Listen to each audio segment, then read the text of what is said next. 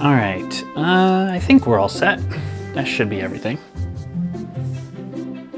What happened to my what?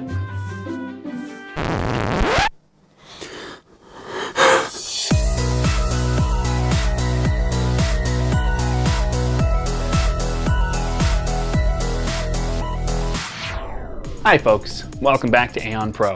This is Mark, and as you might have noticed, I did get a haircut. Thank you for your compliments in advance, but that's not what we're here for today. We're here today because I just made an investment into making this YouTube channel an actual thing. I bought a camera, and not just any camera, but a 4K camera. The camera that we're recording on right now is a Canon EOS Rebel T5.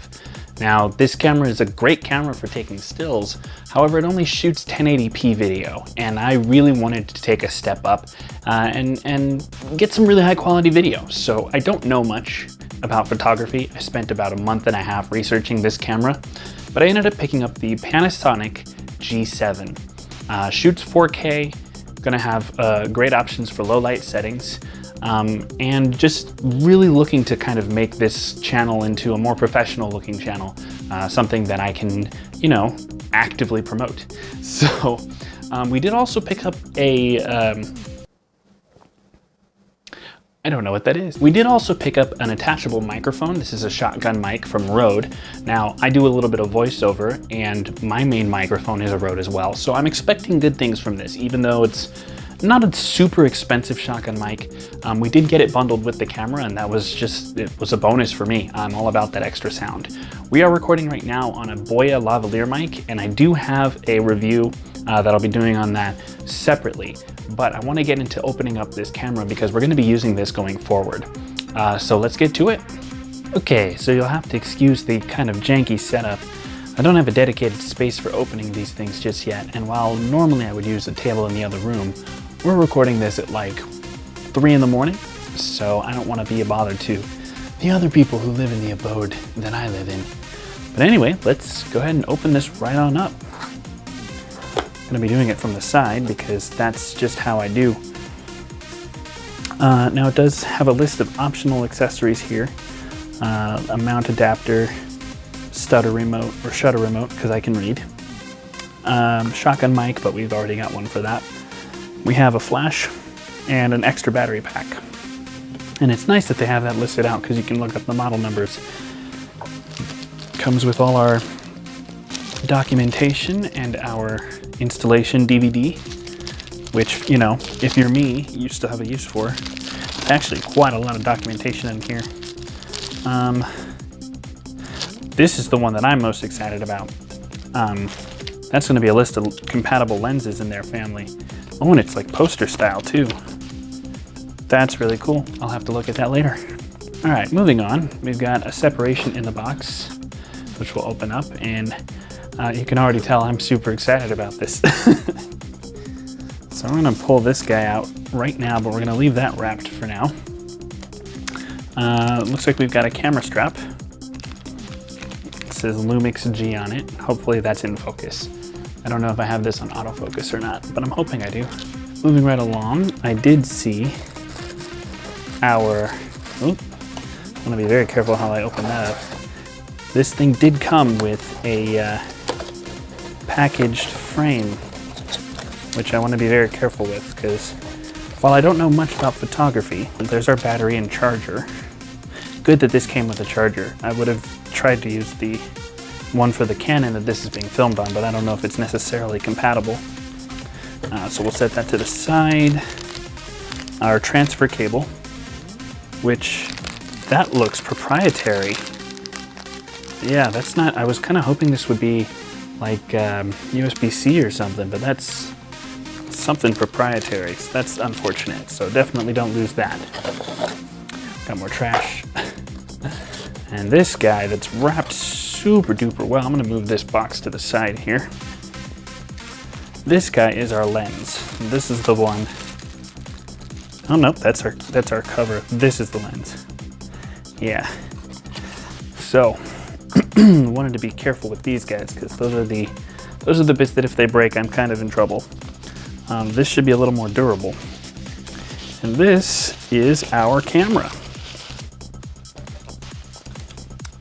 This thing is remarkably lightweight. It's significantly smaller than the Canon that's filming it because this is a micro 4/3 camera and it's also mirrorless, whereas the Canon is a DSLR. So these are designed to be more lightweight, not so much of a heavy thing to carry around.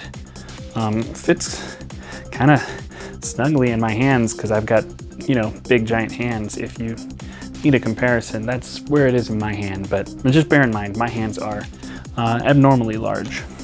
All right, so let's take an up close look here. Now on the back we have our branding.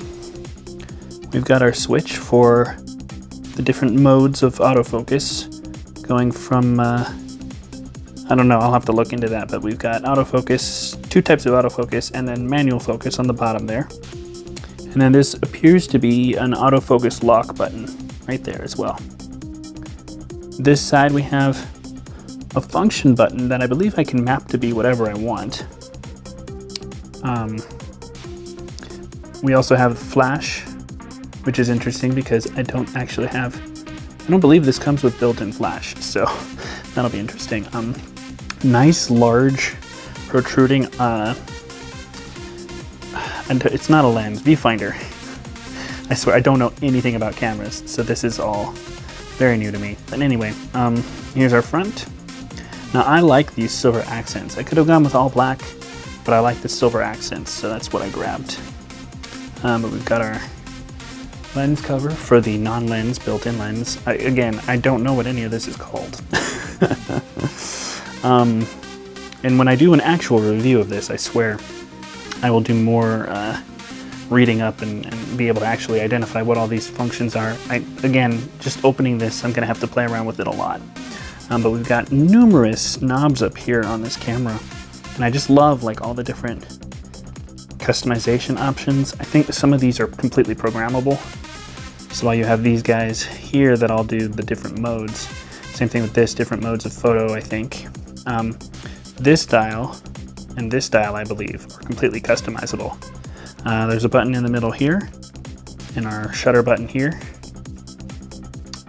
Yeah, and the thing that I like most about this is that this screen, though somewhat small, is completely articulating. So when filming video, I actually can look back as the Canon gets really loud in its autofocusing. I'm just gonna manual focus this here, or try to anyway. But I can actually look back at what's filming, which makes this great for YouTube. So yeah, those are some of the features. Let's go ahead and take a look at the microphone. So we're gonna go ahead and move on to the microphone. We'll take a look at the lens and what it all looks like when it's put together in a little bit. But I did want to open up this Video Micro from Rode first. Comes with its built-in shock mount, and supposedly this should be immediately compatible with our camera, considering it came together as a pack on Amazon. I don't have any affiliate links or anything like that, so I can't put a link in the description, but if you're interested in looking up this package, it is the Panasonic G7 along with the Rode Video Micro compact on-camera microphone. So we'll move that box out of the way. Now, the interesting thing about this, which is not something I see with most shotgun mics, is that it actually comes, instead of having a windscreen, it comes with a dead kitty, which is what this is called, and it makes me very sad because we have several kitties in this house, but that's neither here nor there. But it comes with this dead kitty, which is more useful for killing sound when you're outside. It's kind of like an industrial strength windscreen. So it covers the microphone, really helps cut out the sound of wind and things like that. My only concern is that it might make indoor sound a little bit muffled. They do suggest and recommend keeping this on even when you're recording indoors. But I might look to invest in a proper windscreen so we're not losing too much sound when we're recording with this dead kitty on here. But taking this off, can I take this off? I would love to take this off so we can look at the microphone itself. Get that silica gel out of here. Don't need that. This is a shock mount. This is so that the microphone, as you can see, it has a little bit of wiggle to it. So if you bump the camera or move the camera, the microphone itself doesn't pick up any of that reverberation. I really want to get this dead kitty out, but I'm not sure there's a safe way to do that. It kind of looks like I'm not sure this is meant to come off. There we go. That took a lot of effort, maybe too much. Now this is actually very small for a shotgun microphone. I guess that's why they call it the Video Micro. But we have our diaphragm just under the cap here. I can actually see it through the light. And theoretically, there's a secondary diaphragm in the back here.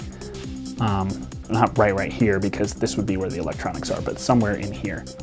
Considering shotgun mics are kind of designed to pick up sound from the front and not so much from the sides, the diaphragm would have to be somewhere up here in order to keep from picking up sound from further to the sides and further to the back of the microphone. But this is what it looks like underneath the dead kitty, with your typical Rode branding underneath, and I actually really love this. Looks like the back twists off. I'm not sure why. I'm not going to twist it off because I do have to use this. But it also comes with your plug-in cables. Oh, and hey, look, there are the instructions. Quick start guide. Maybe if I'd done a little digging, I would have been able to see how to actually get this out. So that's pretty much the microphone. So I'm gonna go ahead and get this camera all set up so we can take one last final look at it before we start to shoot with it.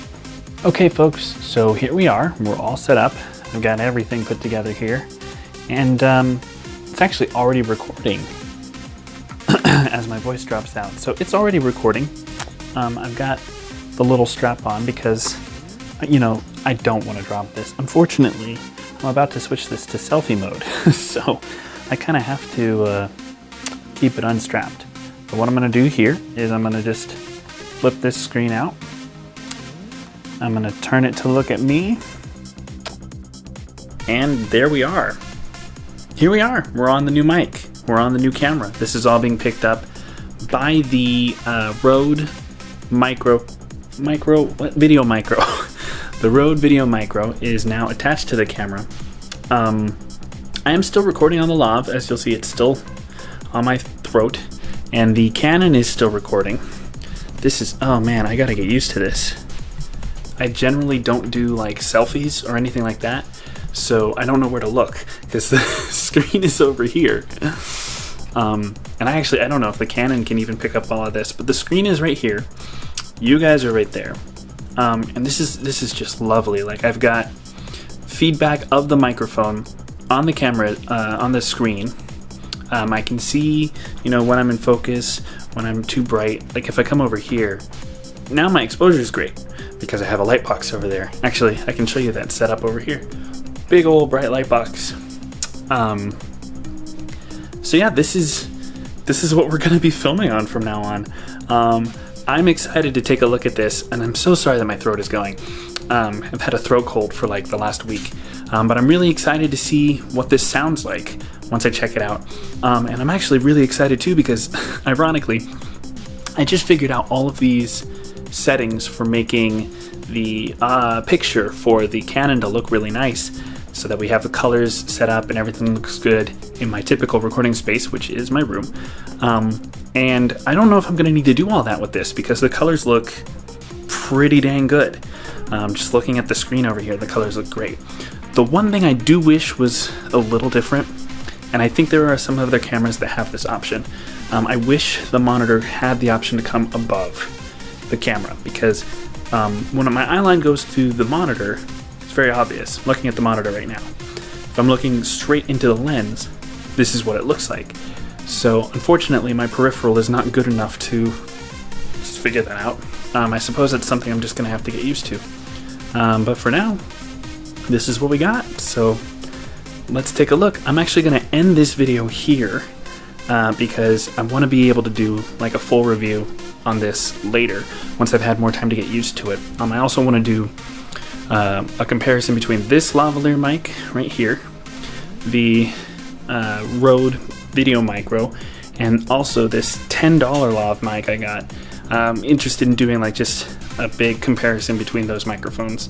Maybe even throw in some of my recording mics for my voiceover stuff as well, just so that we can see how, sound differences play out. But that's going to do it. Thanks for watching, and we'll catch you guys in the next one.